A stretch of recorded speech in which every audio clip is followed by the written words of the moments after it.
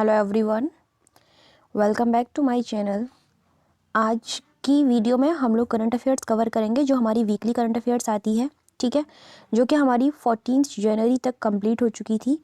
इसमें हम 15 जनवरी से स्टार्ट करेंगे। ओके, तो चलिए स्टार्ट करते हैं। हाँ, अगर आप लोगों को पीडीएफ चाहिए तो इस वीडियो के डिस्क्रिप्शन बॉक्स में साइट का लिंक है जहाँ से आप लोग इसकी पीडीएफ डाउनलोड कर सकते हैं। फर्स्ट टॉपिक है, हाल ही में कहाँ विश्व की सबसे पुरानी गुफा कला की खोज की गई है। ठीक है, तो इसकी खोज इंडोनेशिया में की गई है। हाल ही में पुरातत्वविदों ने वहाँ पर इसकी खोज की और ये जो चित्रकला है जिसमें एक जंगली सुअर को चित्रित किया गया है और यह चित्रकारी कम से कम 45,500 वर्ष पुरानी है। ओके, यह चित्र इंडोनेशिया के सुलावेसी द्वीप पर एक सुदूर घाटी में लियांग टेडोंगे गुफा में पाया गया है। इस गुफा का नाम याद रखना बहुत ही अजीब है लेकिन याद करना होगा। ज्ञात हो कि भीमबेटका भारत और विश्व की सबसे पुरानी चित्रकलाओं में से एक है जो होशंगाबाद और भोपाल के मध्य विंध्य पर्वत की तलहटी में स्थित है। क्लियर। नेक्स्ट है, हाल ही में विश्व स्वास्थ्य संगठन द्वारा इबोला वैक्सीन का भंडार किस देश में स्थापित किया जा रहा है। ये जो वैक्सीन है इसका भंडार स्विट्जरलैंड में स्थापित किया जाएगा। ओके, विश्व स्वास्थ्य संगठन द्वारा भविष्य में इबोला प्रकोपों से निपटने के लिए यह किया जाएगा। ठीक है, विश्व स्वास्थ्य संगठन द्वारा इबोला वैक्सीन का भंडार ये जो स्थापित किया जा रहा है इसमें और कौन कौन इसकी मदद करेगा ये हम जान लेते हैं। डॉक्टर्स विदाउट बॉर्डर्स, यूनिसेफ और international federation of red cross जैसे अंतर्राष्ट्रीय संस्थान भी इसमें WHO की सहायता करेंगी। इबोला वायरस की खोज कब की गई थी? 1976 में सबसे पहले तब की गई थी और ये इबोला नदी के पास की गई थी जो कि अब कांगो लोकतांत्रिक गणराज्य है। ठीक है, जहाँ पर इसकी खोज की गई थी। अफ्रीका में फ्रूट बैट चमगादड़ इबोला वायरस के वाहक हैं जिनसे पशु, और वो पशु हैं चिंपांजी, गोरिल्ला, बंदर और वन्य मृग, ये जो है मतलब संक्रमित हो जाते हैं। एक बात यहाँ पर खास है ध्यान देने वाली कि ये जो वायरस है ये वायुजनित संक्रमण नहीं होता है इससे। ठीक है, उसके बाद नेक्स्ट है, भारत मौसम विज्ञान विभाग 15 जनवरी 2021 को अपना कौन सा स्थापना दिवस मना चुका है, क्योंकि 15 जनवरी निकल चुकी है। ठीक है, ये उससे पहले टाइप किया हुआ करंट अफेयर्स है। ओके, सो 145वां जो है स्थापना दिवस मनाया है भारत मौसम विज्ञान विभाग ने। ठीक है, तो ये संस्करण ही पूछे जाते हैं, that is very important. Bharat मौसम विज्ञान विभाग की अगर हम बात करते हैं तो इसकी स्थापना 1875 में ब्रिटिश भारत में की गई थी। यह मौसम विज्ञान एवं संबद्ध विषयों से संबंधित सभी मामलों की एक प्रमुख जानकारी एजेंसी है। इस एजेंसी का प्राथमिक कार्य मौसम संबंधी विशिष्ट सूचनाओं को एकत्र करना और मौसम संवेदनशील गतिविधियों के संचालन जैसे कि कृषि, सिंचाई, शिपिंग, विमानन, अपतटीय तेल की खोज आदि हेतु मौसम संबंधी जानकारी प्रदान करना है। ये इसके कार्य हैं। यहाँ से क्वेश्चन नहीं बनेगा लेकिन क्वेश्चन यहाँ से आप याद रखना कि ये संस्करण याद रखना है first of all, and second इसकी स्थापना का वर्ष याद रख लेना। ठीक, नेक्स्ट, हाल ही में संयुक्त राज्य अमेरिका के विदेश विभाग ने किस देश को एक आतंकवाद प्रायोजक राज्य के रूप में नामित किया है? वह राज्य है country Cuba. Okay, that is Cuba.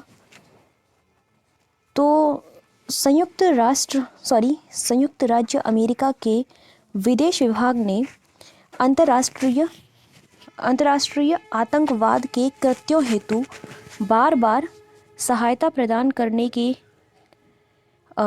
और आतंकवादियों को सुरक्षित बंदरगाह उपलब्ध कराने पर क्यूबा को आतंकवाद प्रायोजक राज्य के रूप में नामित किया है। ओके, इससे पहले और कौन सी कंट्री हैं जिनको नामित कर चुका है अमेरिका? वो है सीरिया, ईरान, उत्तर कोरिया, और क्यूबा, इनको नामित किया जा चुका है। बात करते हैं क्यूबा की। एक खास बात यह है कि क्यूबा को वर्ष 2015 में इस सूची से हटा दिया गया था, लेकिन इसको फिर से इस सूची में शामिल किया गया है। ओके, क्यूबा गणतंत्र कैरिबियाई सागर में स्थित एक द्वीपीय देश है। हवाना क्यूबा की राजधानी और ये वहाँ का सबसे बड़ा सिटी भी है। क्यूबा को चीनी कटोरा भी कहा जाता है। यहाँ बनने वाली सिगार विश्व प्रसिद्ध होती है। ठीक है, तो यहाँ सबसे इम्पोर्टेंट पॉइंट जो है वो है point number 2, that is very important, क्योंकि क्वेश्चन हमेशा इस तरीके से बनता है कि कौन से इस कंट्री हैं जो इससे पहले शामिल थे या फिर कौन से हैं जो अब शामिल हैं।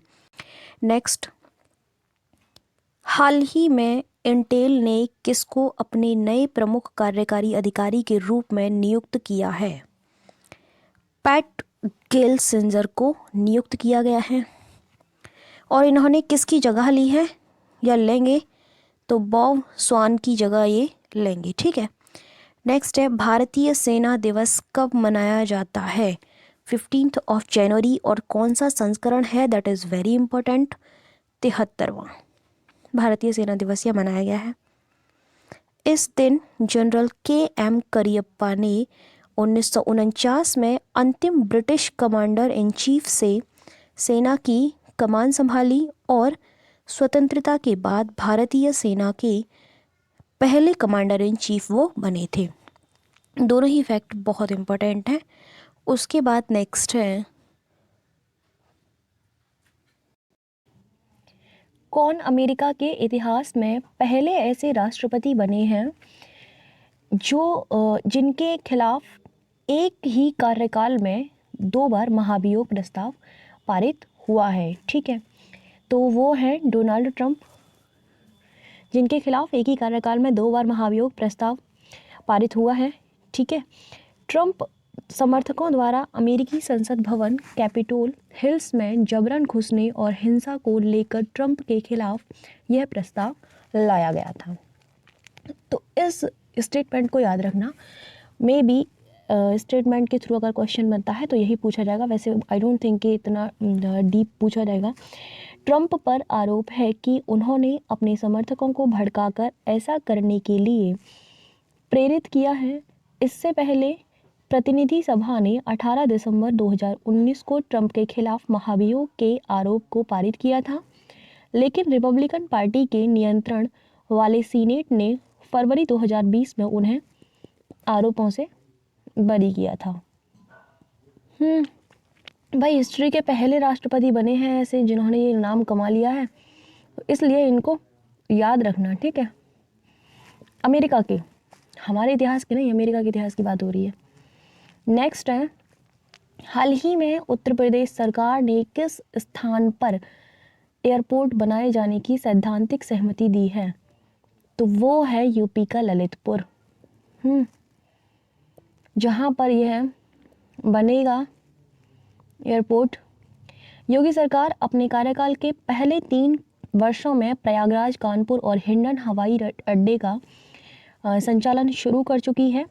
नोएडा इंटरनेशनल एयरपोर्ट सहित 14 हवाई अड्डों का काम अभी चल रहा है। इनमें बरेली व कुशीनगर लगभग तैयार हैं, जबकि अलीगढ़, आजमगढ़, मेरठ, मुरादाबाद और चित्रकूट हवाई अड्डा लगभग 2 माह में पूरा होने की संभावना है। क्लियर? नेक्स्ट है इसके बाद 16 जनवरी की करंट अफेयर्स है। ओके, ध्यान रखना, डेट बाकायदा डली हुई है। हाल ही में रक्षा मंत्री राजनाथ सिंह ने देश की पहली स्वदेशी ड्राइवरलेस मेट्रो कार का उद्घाटन कहाँ पर किया है? बेंगलोर में किया है।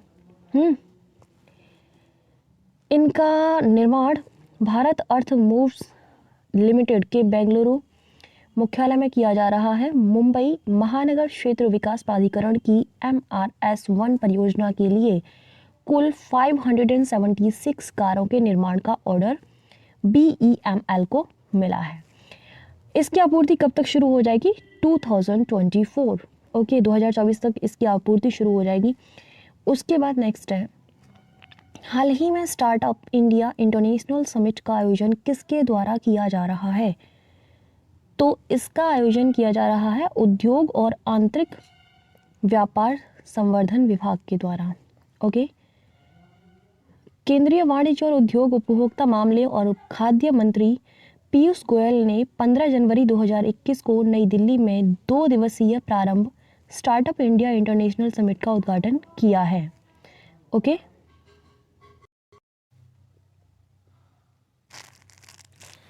इस शिखर सम्मेलन का आयोजन वाणिज्य और उद्योग मंत्रालय के तहत उद्योग और आंतरिक व्यापार संवर्धन विभाग द्वारा किया गया है।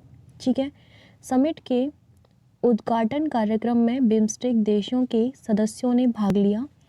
ठीक है। अब वहाँ पर कौन से कंट्रीज़ हैं? बिम्स्टेक का पूरा नाम Bay of Bengal Initiative for Multi Sectoral Technical and Economic Cooperation है, जिसमें बांग्लादेश, भूटान और भारत, नेपाल, श्रीलंका, म्यांमार, थाईलैंड आदि ये जो देश हैं शामिल हैं। यह संगठन वर्ष 1997 में बैंकॉक घोषणा के माध्यम से अस्तित्व में आया था। ठीक है, इतना क्लियर हो गया। उसके बाद नेक्स्ट है, हाल ही में असमी शब्द चर्चा में रहा है, यह क्या है?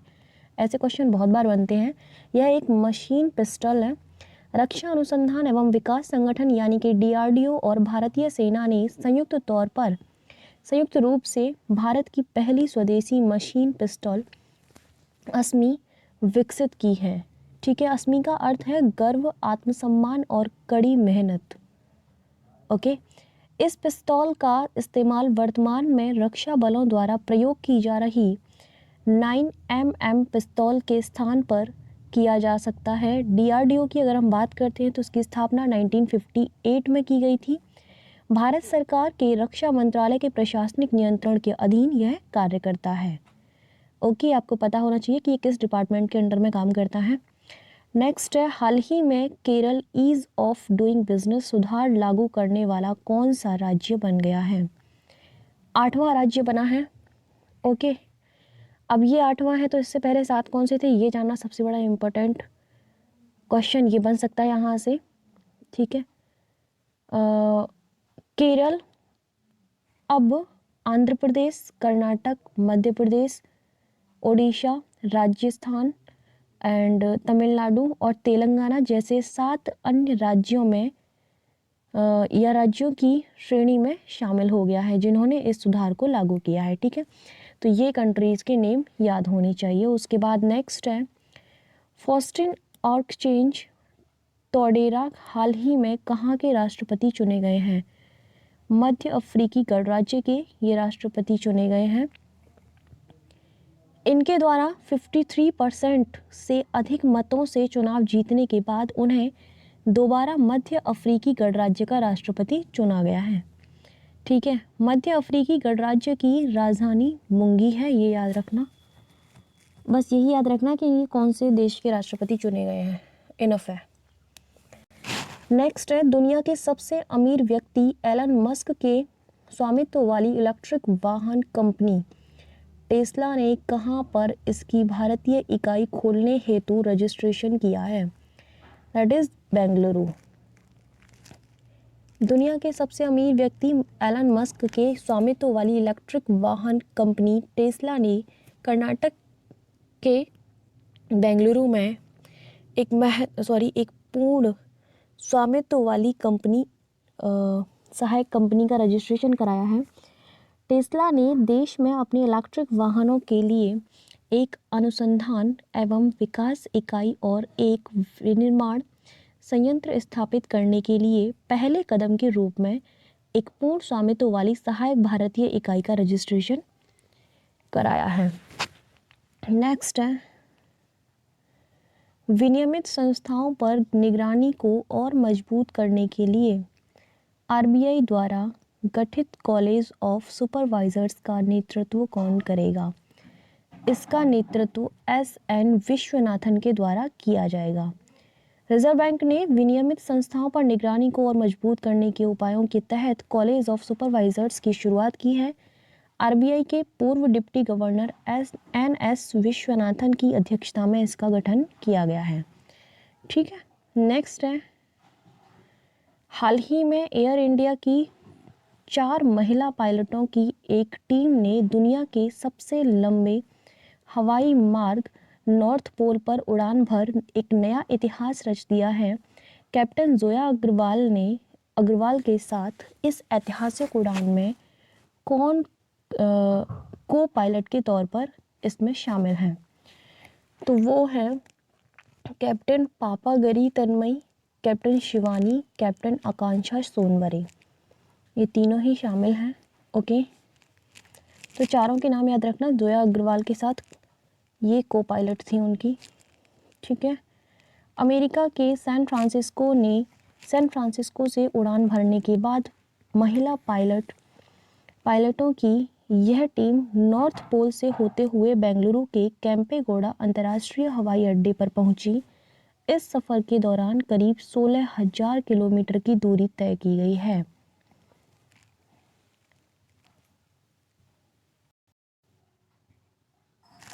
कैप्टन जोया अग्रवाल इस ऐतिहासिक उड़ान का नेतृत्व कर रही हैं।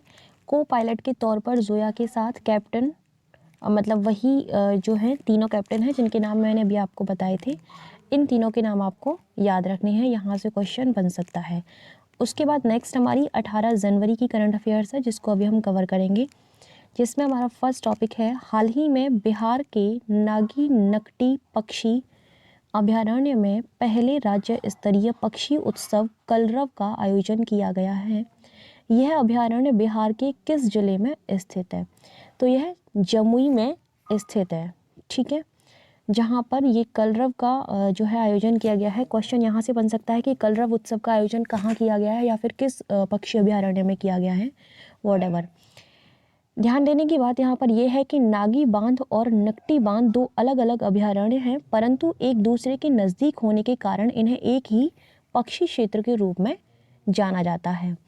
बिहार के अन्य पक्षी अभयारण्य कौन से हैं? गौतम बुद्ध पक्षी अभयारण्य, गया पक्षी अभयारण्य, कांवर झील पक्षी विहार बेगूसराय व कुशेश्वर आस्थान पक्षी अभयारण्य दरभंगा आदि। ठीक है, ये बिहार के पक्षी अभयारण्य हैं जिसमें आप जिनको आप जियोग्राफी में एक बार और क्लियर कर लेना। नेक्स्ट है, मतलब ये तो है ही है और बाकी मैं बोल रही हूँ कि और इससे रिलेटेड और जान लेना। ठीक है, उसके बाद नेक्स्ट टॉपिक है, हाल ही में अहमदाबाद केवड़िया के बीच चलने वाली जनशताब्दी एक्सप्रेस में विस्टाडोम कोच का प्रयोग किया गया है। यह कोच कहाँ निर्मित हुए हैं?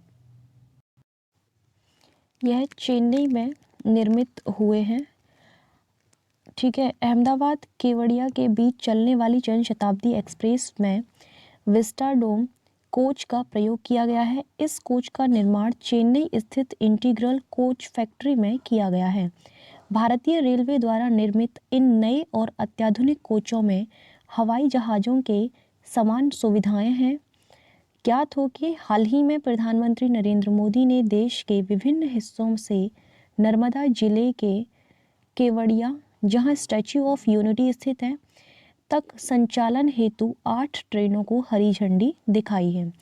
जिन 8 ट्रेनों को हरी झंडी दिखाई है वे केवड़िया को इन शहरों से जोड़ती हैं। वेरी इंपॉर्टेंट, ये फैक्ट बहुत इंपॉर्टेंट है। वाराणसी, दादर, अहमदाबाद, हजरत निज़ामुद्दीन, रीवा, चेन्नई और प्रतापनगर। ठीक है, ये इंपॉर्टेंट है, इस तरीके से क्वेश्चन बनता है। नेक्स्ट है, हाल ही में सूचना एवं संचार प्रौद्योगिकी के क्षेत्र में सहयोग बढ़ाने के उद्देश्य से भारत ने किस देश के साथ समझौता ज्ञापन पर हस्ताक्षर किए हैं? तो वह कंट्री है जापान। भारत और जापान ने इस समझौते पर हस्ताक्षर किए हैं। भारत सरकार का दूरसंचार विभाग और जापान सरकार का संचार मंत्रालय 5G से जुड़ी प्रौद्योगिकियों, दूरसंचार सुरक्षा, भारत के द्वीपीय क्षेत्रों के लिए सबमरीन ऑप्टिकल फाइबर केबल प्रणाली, स्पेक्ट्रम प्रबंधन, स्मार्ट सिटी, ऊंचाई वाले इलाकों में ब्रॉडबैंड की सुविधा प्रदान करने, आपदा प्रबंधन और सार्वजनिक सुरक्षा आदि क्षेत्रों में आपसी सहयोग बढ़ाएंगे। ठीक है, ये इसका उद्देश्य है और किस कंट्री के साथ ये मेमोरेंडम हुआ है वो चीज़ आप याद रखना। ठीक है, नेक्स्ट है हाल ही में लॉन्च सक्षम 2021 अभियान का उद्देश्य है। क्या उद्देश्य है? उपभोक्ताओं को स्वच्छ ईंधनों की ओर प्रेरित करना, यह इसका उद्देश्य है। ठीक है, जीवाश्म ईंधन उपभोक्ताओं के बीच जागरूकता बढ़ाने के उद्देश्य से पेट्रोलियम संरक्षण अनुसंधान एसोसिएशन ने बढ़ते कार्बन फुटप्रिंट के प्रतिकूल स्वास्थ्य एवं पर्यावरणीय प्रभावों को रेखांकित करते हुए महीने भर चलने वाला सक्षम 2021 अभियान लॉन्च किया है। ठीक है, नेक्स्ट है, इसी का पॉइंट बचा है अभी। सक्षम 2021 का उद्देश्य उपभोक्ताओं को स्वच्छ ईंधनों की ओर प्रेरित करना तथा जीवाश्म ईंधन के इष्टतम उपयोग के लिए लोगों के व्यवहार में बदलाव लाना है। ज्ञातव्य है कि कार्बन फुटप्रिंट का अर्थ किसी एक संस्था, व्यक्ति या उत्पाद द्वारा किया गया कुल कार्बन उत्सर्जन होता है। यह उत्सर्जन कार्बन डाइऑक्साइड या ग्रीन हाउस गैसों के रूप में होता है। ओके, नेक्स्ट है, हाल ही में प्रधानमंत्री कौशल विकास योजना यानी कि PMKVY 3.0 की शुरुआत की गई है। इसके पहले चरण की शुरुआत कब की गई थी, ये पूछा गया है। तो 2015 में इसका पहला चरण स्टार्ट किया गया था। ठीक है, भारत की सबसे बड़ी कौशल प्रमाणन योजना प्रधानमंत्री कौशल विकास योजना 15 जुलाई 2015 को शुरू की गई थी। इसका उद्देश्य 2022 तक भारत में 40 करोड़ से अधिक लोगों को विभिन्न कौशलों में प्रशिक्षित करना है। ये सबसे इम्पोर्टेंट पॉइंट है इसका। ठीक है, कब ये स्टार्ट की गई थी ये तो आपको याद रखना ही है। उसी के साथ में ये याद रखना कि इसका कब तक लक्ष्य रखा गया है, क्योंकि हमेशा जो भी स्कीम होती है उनसे उनके बारे में यही पूछा जाता है कि ये इसका लक्ष्य क्या है। ठीक है, नेक्स्ट है, हाल ही में चर्चा में रहा जल्लीकट्टू कहाँ का पारंपरिक खेल है। तो यह तो सभी को पता होगा, तमिलनाडु का ये पारंपरिक खेल है। तमिलनाडु का जल्लीकट्टू लगभग 2000 वर्ष पुराना एक प्रतिस्पर्धी खेल होने के साथ ही बैल मालिकों को सम्मानित करने का एक कार्यक्रम भी है जिन्हें वे प्रजनन के लिए पालते हैं। यह एक हिंसक खेल है जिसमें प्रतियोगी पुरस्कार प्राप्त करने के लिए बैल को नियंत्रण में करने की कोशिश करते हैं। यदि प्रतियोगी बैल को वश में करने में असफल होते हैं तो उस स्थिति में बैल मालिक को पुरस्कार मिलता है। ठीक है, कर्नाटक द्वारा भी कंबाला नामक एक ऐसे ही खेल का आयोजन किया जाता है। यहाँ से आप इतना याद रखना कि देखिए जल्लीकट्टू कहाँ पर आयोजित किया जाता है। फर्स्ट ऑफ ऑल तमिलनाडु में। दूसरी चीज़ ये कंबाला वाला यहाँ से याद रखना कि कर्नाटक से रिलेटेड है। ठीक है, ये सेकंड पॉइंट आप अपने इंटरेस्ट के लिए याद रख सकते हैं कि क्या होता है इसमें। नेक्स्ट है, हाल ही में प्रधानमंत्री नरेंद्र मोदी ने स्टार्टअप इंडिया इंटरनेशनल समिट 2021 को संबोधित करते हुए कितने करोड़ रुपए का startup India seed fund launch किया है। तो 1000 करोड़ रुपए का। ठीक है, प्रधानमंत्री नरेंद्र मोदी ने स्टार्टअप इंडिया इंटरनेशनल समिट 2021 को संबोधित करते हुए 16 जनवरी 2021 को 1000 करोड़ रुपए का startup India seed fund launch किया है। इस पहल से स्टार्टअप स्थापित करने और उनकी वृद्धि को बढ़ावा देने में मदद मिलेगी। ठीक है, नेक्स्ट है, हाल ही में किस देश ने दुबई रॉयल्स को हाउ-बारा बस्टर्ड का शिकार करने की अनुमति दी है। तो पाकिस्तान को यह परमिशन दी गई है। ठीक है, पाकिस्तान ने परमिशन दी है। ठीक है, दुबई रॉयल्स को। पाकिस्तान ने दुबई शासक शेख मोहम्मद बिन राशिद अल मक्तूम, द क्राउन प्रिंस और शाही परिवार के 5 सदस्यों को 2020 से 21 के शिकार सत्र के दौरान तिलोर के शिकार को विशेष अनुमति जारी की है। अंतर्राष्ट्रीय स्तर पर संरक्षित तिलोर एक स्थलीय पक्षी है जो मध्य पूर्व एशिया और अफ्रीका के कुछ हिस्सों में पाया जाता है। ठीक है, आपकी ये 18 जनवरी की कंप्लीट है। यहाँ 19 तारीख की करंट अफेयर्स में जो पहला टॉपिक है वह है हाल ही में सेमरू ज्वालामुखी में विस्फोट हुआ है। यह ज्वालामुखी कहाँ स्थित है? इंडोनेशिया में सेमरू ज्वालामुखी है। ठीक है, सेमरू ज्वालामुखी जिसे द ग्रेट माउंटेन के रूप में भी जाना जाता है, इस चीज़ को आप याद रखना, जावा का सबसे उच्चतम ज्वालामुखी शिखर है तथा सर्वाधिक सक्रिय ज्वालामुखियों में से एक है। इंडोनेशिया में स्थित अन्य ज्वालामुखी मेरापी ज्वालामुखी और सिनाबंग ज्वालामुखी ये हैं वहाँ पर। Indonesia Pacific ring of fire में अवस्थित होने के कारण यहाँ भूकंपीय उथल पुथल का खतरा भी बना रहता है।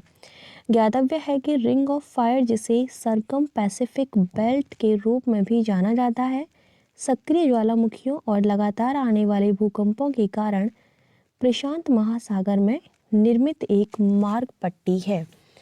ठीक है, तो इसमें से ये पॉइंट तो आपके जीएस से रिलेटेड हैं, तो आप इनको याद रखना, ये भी एग्ज़ाम में पूछे जा सकते हैं। बाकी ये यहाँ से जो है ये सेमरू ज्वालामुखी वाला जो विस्फोट हुआ है ये इंडोनेशिया में ही, याद रखना।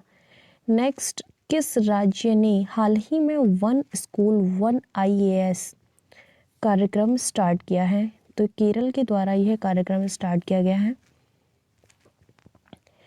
केरल के राज्यपाल द्वारा राज्य के मेधावी और आर्थिक रूप से कमजोर वर्ग के तकरीबन 10,000 छात्रों को सिविल सेवाओं और अन्य प्रतियोगी परीक्षाओं के लिए मुफ्त कोचिंग प्रदान करने हेतु वन स्कूल वन IAS कार्यक्रम की शुरुआत की गई है।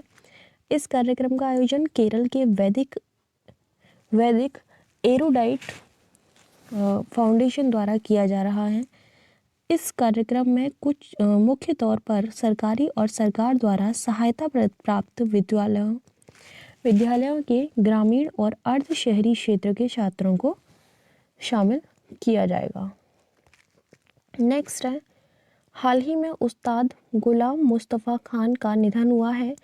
इनका संबंध किस क्षेत्र से था?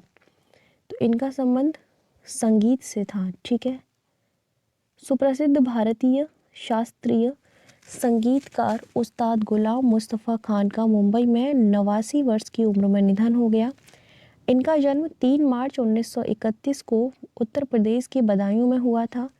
संगीत के क्षेत्र में उनके योगदान को देखते हुए उन्हें वर्ष 1991 में पद्मश्री, वर्ष 2006 में पद्म भूषण और वर्ष 2018 में पद्म विभूषण से सम्मानित किया गया था।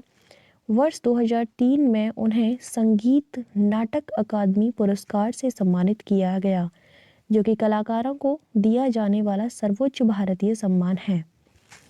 ठीक है, नेक्स्ट है, हाल ही में चर्चित रक्षिता क्या है? यह मोटर बाइक आधारित एम्बुलेंस है ये।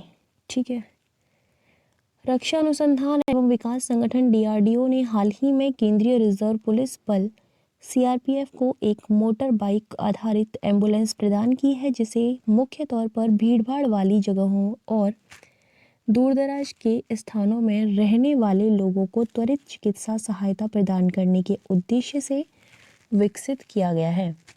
रक्षिता नाम की इस बाइक आधारित एम्बुलेंस को रक्षा अनुसंधान एवं विकास संगठन की एक प्रमुख प्रयोगशाला institute of nuclear medicine and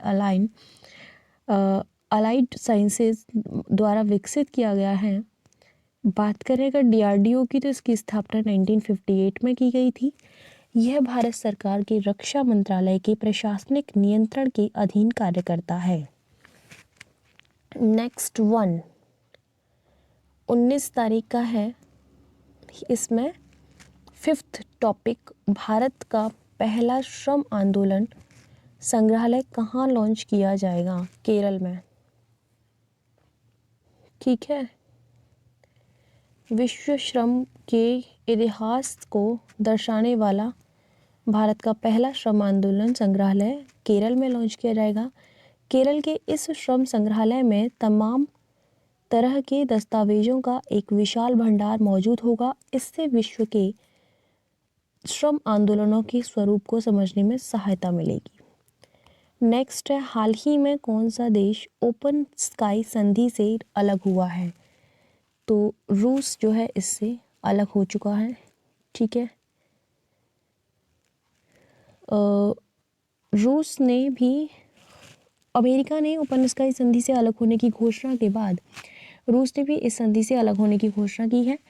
open sky संधि की अवधारणा शीत युद्ध के शुरुआती वर्षों के दौरान अमेरिका द्वारा तनाव को कम करने के उद्देश्य से प्रस्तुत की गई थी। सोवियत संघ के विघटन के बाद नाटो सदस्यों और पूर्ववर्ती वार्सा संधि में शामिल देशों के बीच मार्च 1992 में फिनलैंड की राजधानी हेलसिंकी में इस संधि पर हस्ताक्षर किए गए थे। भारत इस संधि में शामिल नहीं है। इतना खास तो नहीं पूछा जाएगा, पहले तो इस चीज़ को याद रखना है हमें यहाँ पर सबसे इम्पोर्टेंट।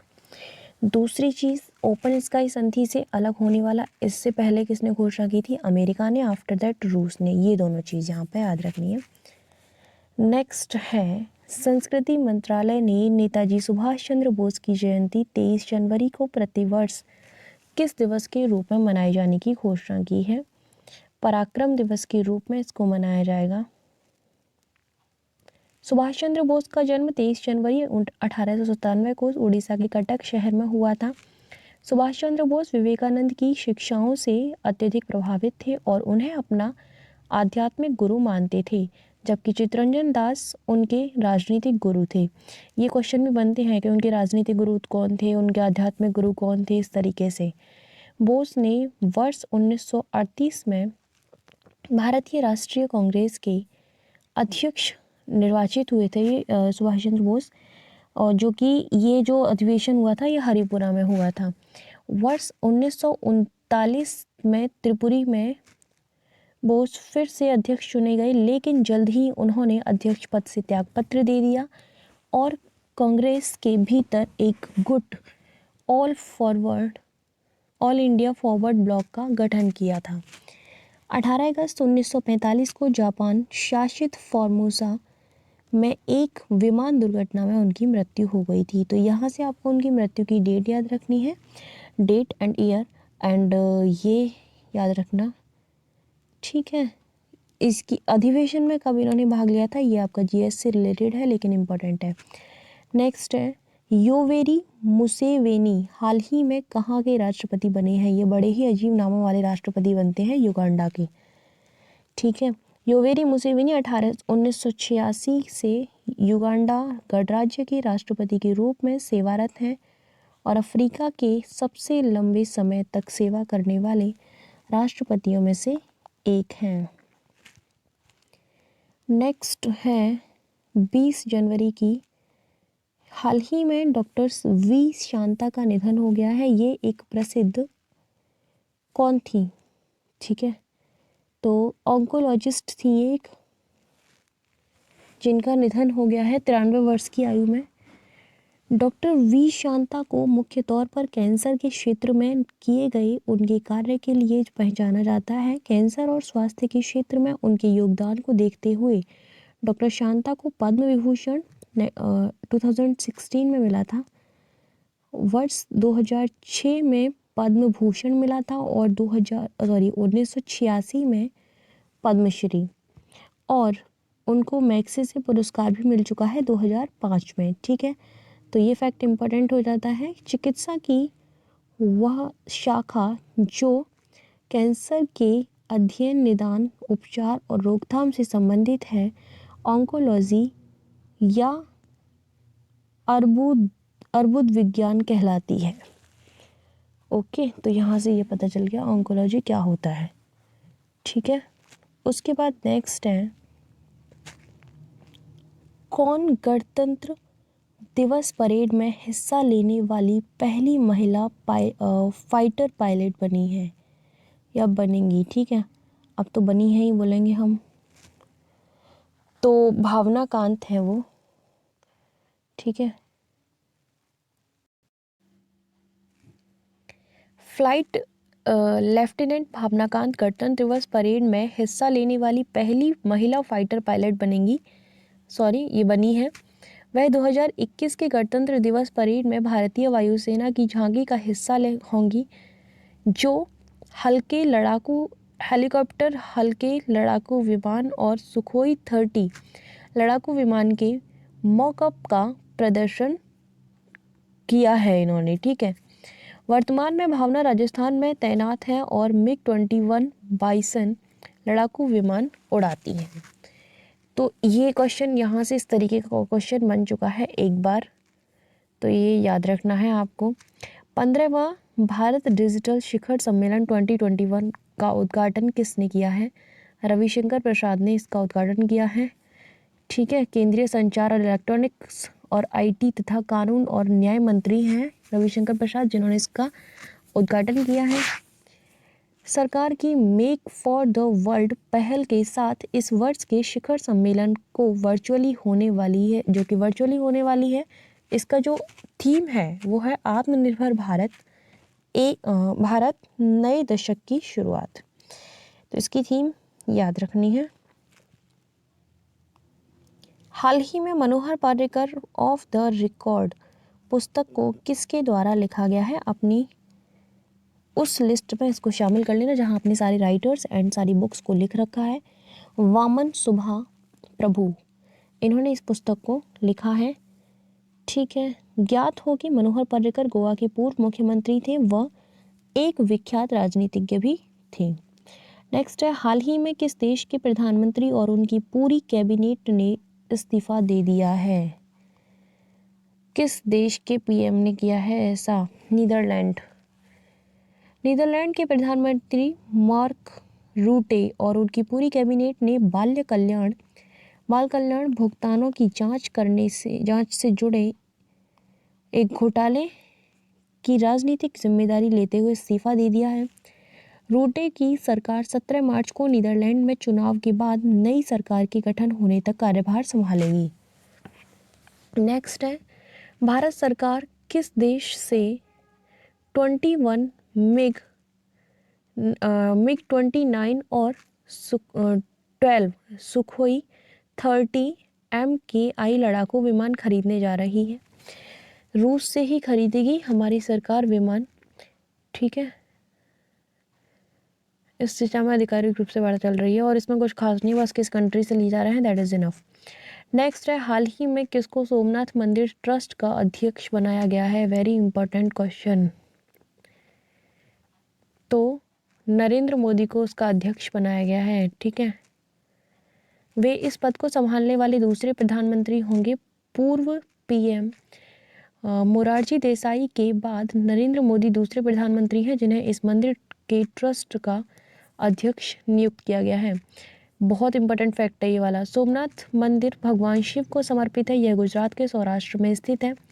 इस पर कई विदेशी आक्रमण हुए हैं। स्वतंत्रता के बाद सरदार पटेल ने इसका पुनर्निर्माण करवाया था। ये सेकंड फैक्ट सबसे ज़्यादा इम्पोर्टेंट है। नेक्स्ट है, कौन हाल ही में आयोजित WHO कार्यकारी बोर्ड के 148वें सत्र के अध्यक्ष बने हैं? डॉक्टर हर्षवर्धन बने हैं। ठीक है, केंद्रीय स्वास्थ्य और परिवार कल्याण मंत्री डॉक्टर हर्षवर्धन ने वीडियो कॉन्फ्रेंस के माध्यम से WHO कार्यकारी बोर्ड के 148वें सत्र की डिजिटल रूप से अध्यक्षता की है। ज्ञात हो कि WHO ने वर्ष 2021 को ग्लोबल सॉलिडेरिटी एंड सर्वाइवल का वर्ष घोषित किया है। स्वास्थ्य क्षेत्र के लिए संयुक्त राष्ट्र की विशेष एजेंसी विश्व स्वास्थ्य संगठन वर्ल्ड हेल्थ ऑर्गेनाइजेशन की स्थापना वर्ष 1948 में हुई थी। इसकी स्थापना, इसका जो हेडक्वार्टर है वो जिनेवा में है, मीन्स टू से स्विट्जरलैंड में। ध्यान देने की बात यहाँ पर यह है कि WHO ने 7 अप्रैल 1948 से अपना कार्य आरंभ किया। अतः वर्तमान में 7 अप्रैल को प्रतिवर्ष विश्व स्वास्थ्य दिवस मनाया जाता है। ओके, नेक्स्ट 21 की करंट अफेयर्स पर हम आ चुके हैं। निम्नलिखित में से कहाँ सांस्कृतिक अर्थशास्त्र पर देश का पहला स्नातकोत्तर पाठ्यक्रम शुरू होगा? बनारस हिंदू विश्वविद्यालय में। बनारस हिंदू विश्वविद्यालय में सांस्कृतिक अर्थशास्त्र का देश का पहला 2 वर्षीय स्नातकोत्तर पाठ्यक्रम शुरू किया जाएगा। ये जो बीएचयू की स्थापना महान राष्ट्रवादी नेता पंडित मदन मोहन मालवीय ने 1916 में की थी। इम्पोर्टेंट फैक्ट है, इस विश्वविद्यालय की स्थापना करने में मदन मोहन मालवीय का साथ डॉक्टर एनी बेसेंट जैसी महान हस्तियों ने किया था। इसका शिलान्यास लॉर्ड हार्डिंग ने किया था। ये उससे भी ज़्यादा इम्पोर्टेंट है, ये तो इम्पोर्टेंट है ही, ये बहुत इम्पोर्टेंट है। नेक्स्ट है, किस राज्य का शिक्षा बोर्ड गंगा संरक्षण को भी एक विषय के रूप में पाठ्यक्रम में शामिल करेगा? यूपी। ओके। उत्तर प्रदेश माध्यमिक शिक्षा परिषद यानी यूपी बोर्ड गंगा संरक्षण को भी एक विषय के रूप में पाठ्यक्रम में शामिल करेगा। ऐसा करने वाला यह पहला राज्य होगा, इसलिए ये महत्वपूर्ण है ये न्यूज़। उत्तर प्रदेश सरकार के नमामि गंगे प्रोजेक्ट की पहल पर अब उत्तर प्रदेश में छात्र हाई स्कूल और इंटरमीडिएट स्तर पर गंगा संरक्षण विषय का अध्ययन करेंगे। गंगा नदी 5 राज्यों उत्तराखंड, उत्तर प्रदेश, बिहार, झारखंड व पश्चिम बंगाल से होकर बहती है। इसकी सर्वाधिक लंबाई उत्तर प्रदेश व सबसे कम लंबाई झारखंड में पाई जाती है। 2008 में गंगा को राष्ट्रीय नदी का दर्जा दिया गया था। गंगा नदी के किनारे बसा सबसे बड़ा शहर कानपुर है। जीएस से रिलेटेड ये जो पॉइंट है सारे इम्पोर्टेंट गंगा नदी से संबंधित मैंने बता दिए हैं।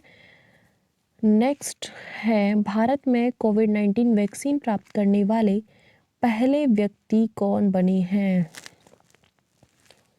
मनीष कुमार को पहली जो है इस वैक्सीन को दिया गया है। ठीक है,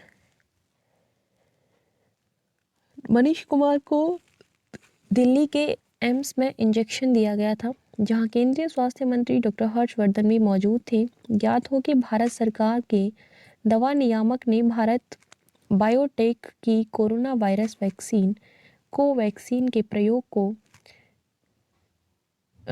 मंजूरी दे दी है। इसके साथ ही भारत के दवा नियामक ने ऑक्सफोर्ड एस्ट्राजेनेका की कोरोना वैक्सीन कोविशील्ड के प्रयोग को भी मंजूरी दे दी है। कोवैक्सीन भारत की स्वदेशी वैक्सीन है। भारत बायोटेक और एनआईवी पुणे ने मिलकर इस वैक्सीन को तैयार किया है।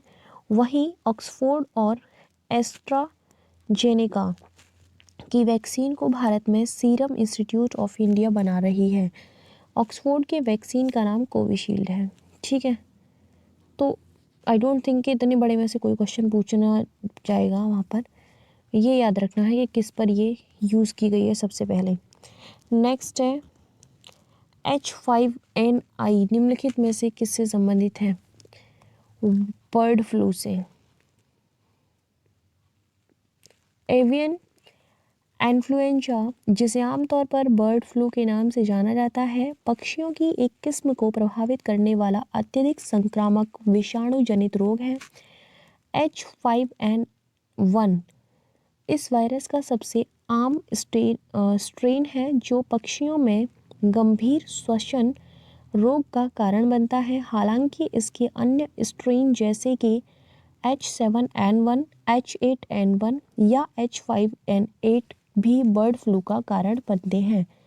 ज्ञात हो कि बर्ड फ्लू की हालिया घटना के कारण देश के 10 राज्यों में हजारों जंगली और पोल्ट्री पक्षियों की मौत हो गई है। नेक्स्ट है, हाल ही में किस देश के दिग्गज फुटबॉलर वेन रूनी ने फुटबॉल से संन्यास ले लिया है? कहाँ के हैं वो? इंग्लैंड के। ठीक है, जिन्होंने संन्यास लिया है। मैनचेस्टर यूनाइटेड और इंग्लैंड के दिग्गज फुटबॉलर वेन रूनी ने फुटबॉल से संन्यास ले लिया है और अब वह सेकंड टीम डर्बी काउंटी के फुटबॉल फुल टाइम मैनेजर बन गए हैं। ठीक है, वह इंग्लैंड के लिए सबसे अधिक इंटरनेशनल गोल करने वाले खिलाड़ी हैं। क्लब फुटबॉल की बात करें तो रूसी मैनचेस्टर यूनाइटेड के लिए खेल और इस क्लब के लिए सबसे अधिक गोल किए हैं। नेक्स्ट है, 75 वंडर्स ऑफ उत्तर प्रदेश की थीम पर किस योजना की ब्रांडिंग की जाएगी? एक जिला एक उत्पाद योजना, इसकी जो है ब्रांडिंग की जाएगी। साथ ही ODOP उत्पाद हर घर तक पहुंचाने के लिए पूरे प्रदेश में ODOP उपभोक्ता अभियान चलाया जाएगा। यूपी समेत देश के प्रसिद्ध स्थलों एयरपोर्ट, लोक भवन, यूपी सदन एवं बड़े बड़े पार्कों पर होर्डिंग तथा सरकारी वाहनों पर स्टिकर लगाकर ODOP का बड़े पैमाने पर प्रचार प्रसार किया जाएगा। एक जिला एक उत्पाद योजना को 24 जनवरी 2018 को लॉन्च किया गया था। इस योजना के तहत उत्तर प्रदेश के सभी जिलों का अपना एक प्रोडक्ट होगा जो उस जिले की पहचान बनेगा। यह बिजनेस सूक्ष्म, लघु एवं मध्यम उद्यम के श्रेणी में रखा गया है। ओ माय गॉड, ठीक है, इतना लॉन्ग है इसके बारे में। इसमें से सबसे पहले तो बस ये याद रखना थीम क्या है इसकी, ठीक है, और ये इस योजना का नाम याद रख लेना। इसको कब स्टार्ट किया गया था ये याद रख लेना, बस इनफ। नेक्स्ट, 51वें International Film Festival of India में किसे Indian Personality of the Year से सम्मानित किया जाएगा? विश्वजीत चटर्जी को, ठीक है। ज्ञात हो कि 51वें भारतीय अंतर्राष्ट्रीय फिल्म महोत्सव की शुरुआत गोवा के कला अकादमी में डेनमार्क के फिल्म निर्माता थॉमस विंटरबर्ग की फिल्म अनदर राउंड के प्रदर्शन के साथ हाल ही में शुरू हुई थी। ओके, ठीक है। नेक्स्ट है, और किसको दिया गया ये पुरस्कार, ये इम्पोर्टेंट है, सो इसलिए इसको याद रखना है। स्ट्रॉबेरी महोत्सव का आयोजन उत्तर प्रदेश में कहाँ किया जा रहा है? झांसी में, ठीक है। योगी आदित्यनाथ के द्वारा वीडियो कॉन्फ्रेंसिंग के माध्यम से स्ट्रॉबेरी महोत्सव का शुभारंभ झांसी में किया गया है। झांसी में करीब 1 महीने तक यह महोत्सव चलेगा। उत्तर प्रदेश के इतिहास में पहली बार स्ट्रॉबेरी महोत्सव आयोजित हो रहा है। आज यहाँ से मिस हो गया ये पहली बार, ठीक है, याद रखना। आज उत्तर प्रदेश के अनेक स्थानों पर स्ट्रॉबेरी की खेती हो रही है। स्ट्रॉबेरी की खेती और मार्केटिंग पर लखनऊ में केंद्रीय उपोष्ण बागवानी संस्थान भी काम कर रहा है। तो ये इनफ है, पूरा हो चुका है ये करंट अफेयर्स इस वीक का। आई होप कुछ भी नहीं छूटा होगा। थोड़ा सा वीडियो को कंटिन्यू देखना, बहुत कभी कभी लोगों को लगता है बोरियत आती है, तो आप उसे पॉज करके रख दीजिए, कोई नहीं, बाद में देख सकते हो आप इसे। PDF की अगर नीड है तो आप लोग उसे डाउनलोड करके आराम से पढ़ सकते हैं। ओके, अगर कोर्स चल रहा है हमारा 2021 UPBCS का, उससे रिलेटेड अगर कोई जानकारी चाहिए, इस पर कॉल भी हो सकती है, व्हाट्सएप भी आप कर सकते हैं, ठीक है। तो ओके, और तो कुछ नहीं बचा है। मिलते हैं नेक्स्ट वीडियो में, तब तक के लिए bye bye, take care, thank you so much for watching my video.